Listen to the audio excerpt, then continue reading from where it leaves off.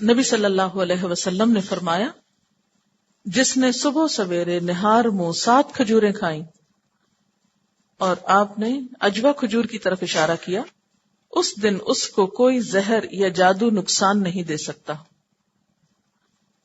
اس سے کیا پتہ چلتا ہے کہ کھجور کھانے سے انسان کے اندر قوت آتی، ریزسٹنس آتی، اور وہ ریزسٹنس جب بلڈ ہوتی ہے انسان کے اندر تو انسان دفاع کر لیتا ہے بہت سے اثرات سے، اپنے آپ کو بچا لیتا ہے۔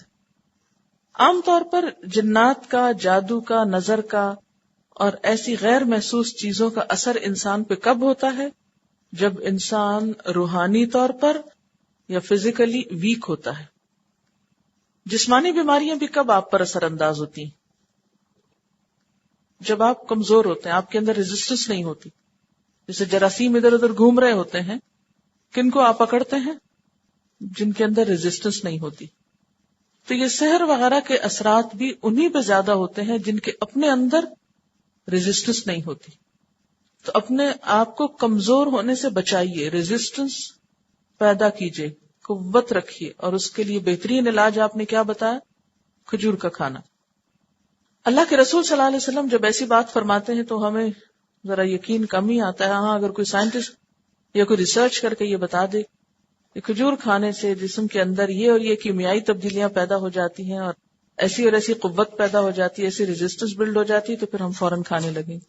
پھر کھائیں ضرور، ریزسٹنس مل جائے گی آپ کو، لیکن ثواب نہیں ملے گا۔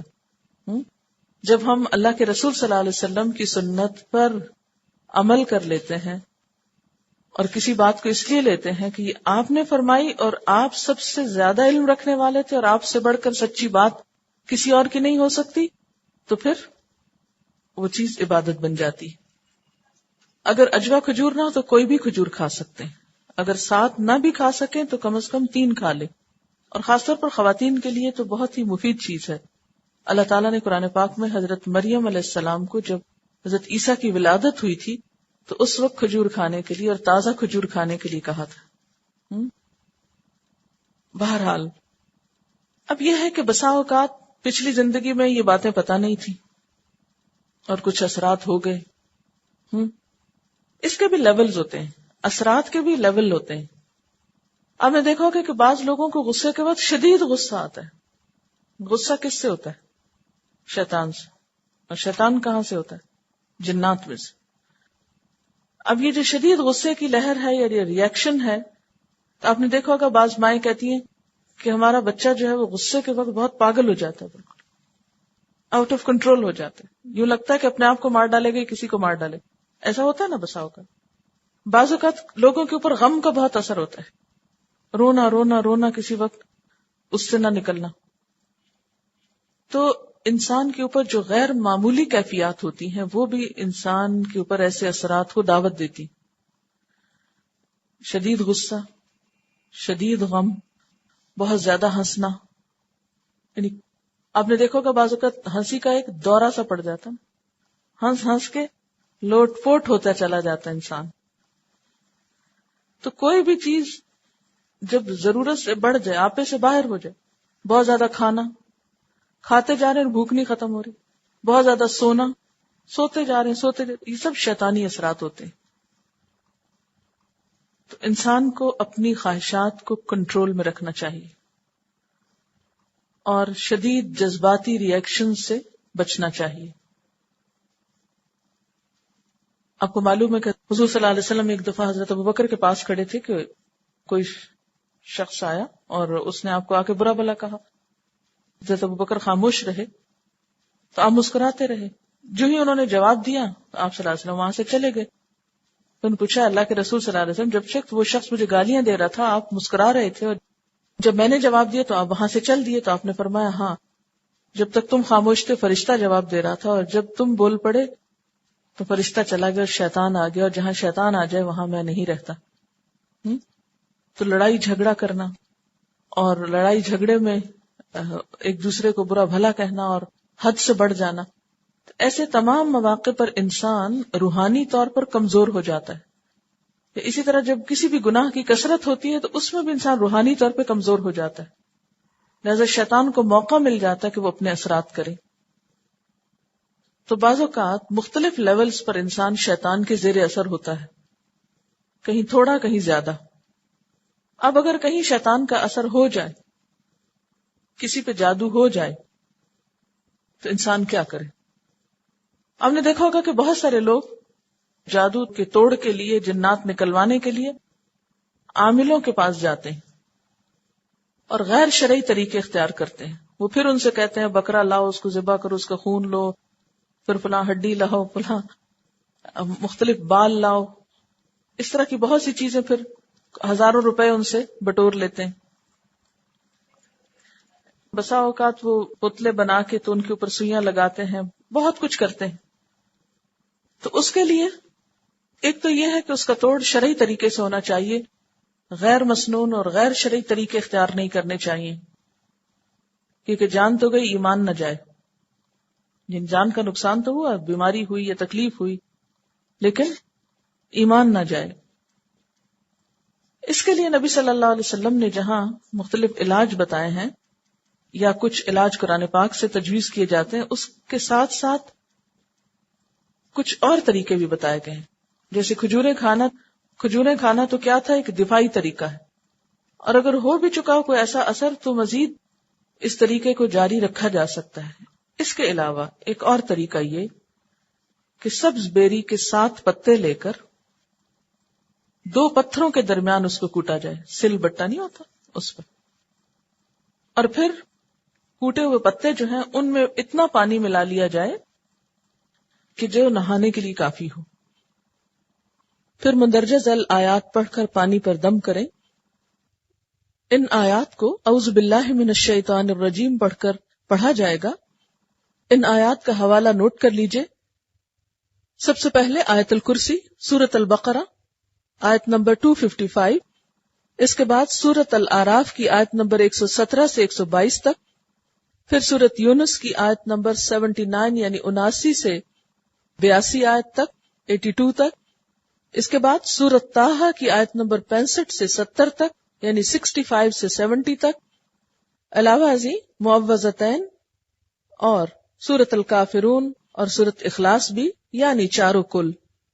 مندرجہ بالا آیات پڑھ کر بیری کے پتوں والے پانی پر دم کریں، 3 گھونٹ پانی پی لیں اور باقی پانی سے نہا لیں، انشاءاللہ فائدہ ہوگا. بوقت ضرورت یہ عمل 2-3 دفعہ دہرا لینے میں کوئی حرج نہیں، یہاں تک کہ مرض ختم ہو جائے. یہ طریقہ میاں بیوی میں اختلاف دور کرنے کا علاج بھی ہے. اس بات کا ذکر ابن باز نے اپنے فتاوی میں کیا ہے اور مصنف عبد الرزاق میں بھی اس کا حوالہ ملتا ہے. یہ بالکل ایسا ہی علاج ہے جیسے آپ نہاتے وقت ڈیٹول پانی میں ڈال لیتے ہیں، چونکہ وہ تو ایک کیمیکل چیز ہے نا، تو یہ کیا ہے؟ ایک نیچرل علاج ہے، ڈس انفیکٹنٹ. آپ نے دیکھا ہوگا کہ مردے کو بھی بیری کے پتے ابال کر نہلایا جاتا ہے صفائی کے لیے. پہلے زمانے میں صابن نہیں ہوتا تھا، تو صابن کا کام کس سے لیا جاتا تھا؟ بیری کے پتے. اچھا، یہ کیوں؟ آپ کو ابھی میں نے بتایا نا کہ جہاں گندگی ہوتی ہے، نجاست ہوتی ہے، وہاں پر جنات آتے ہیں، جادو کا اثر ہوتا ہے. تو اس اثر کو دور کرنے کے لیے کیا ضروری ہے؟ کہ بیمار کو نہلایا جائے، اس پہ پانی ڈالا جائے اور اس کی خوب صفائی کی جائے، اور اس کے لیے بیری کے پتے استعمال کیے جائیں.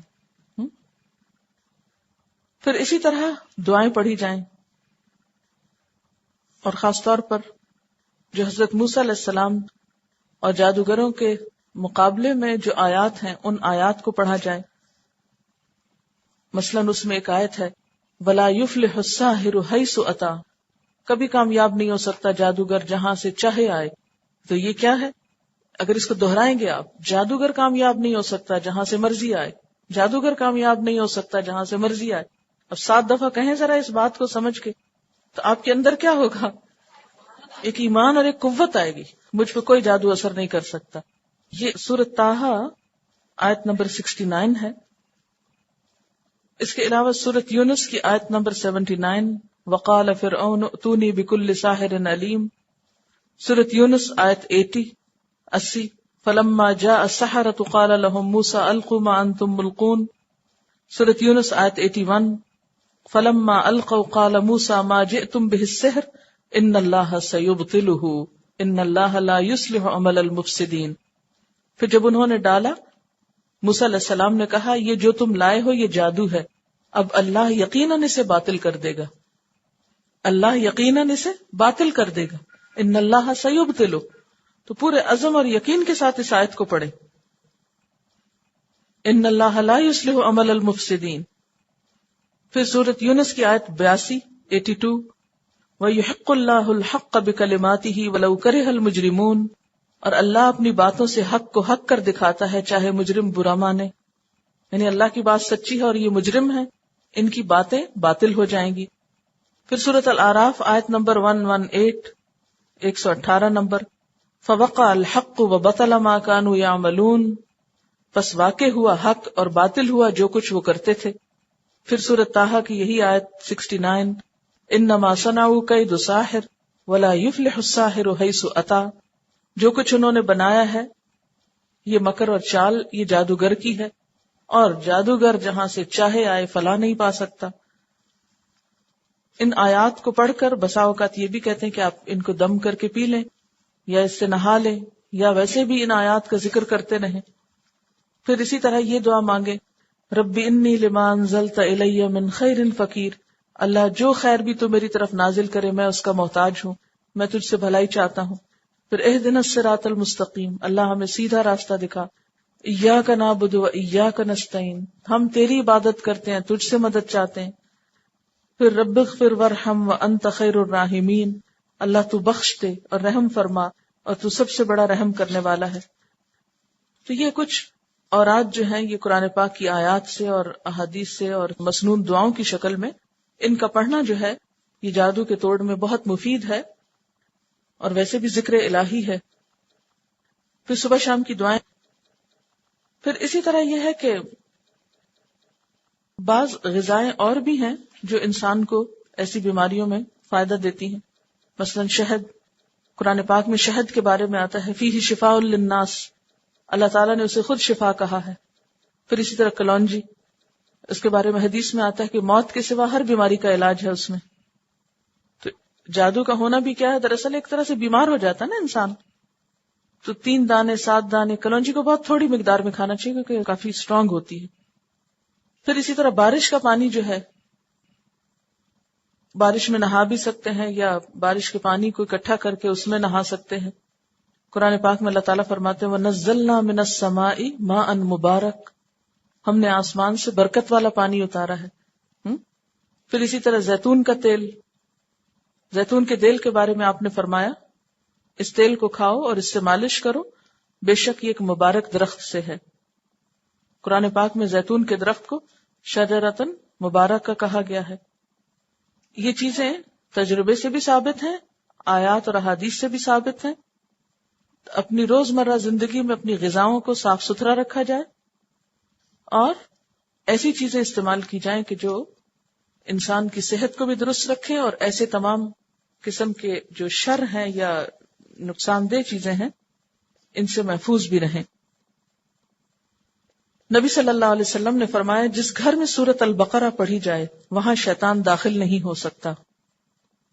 حضرت عبداللہ بن مسعود رضی اللہ تعالی عنہ سے مروی ہے کہ جو شخص سورۃ البقرہ کی پہلی 4 آیات، آیت الکرسی اور اس کے بعد کی 2 آیتیں اور اسی سورت کی آخری 3 آیات رات کے وقت پڑھ لے تو اس رات شیطان اس کے گھر نہیں جا سکتا، اور اس دن کو اور اس کے گھر والوں کو شیطان یا کوئی اور بری چیز ستا نہیں سکتی.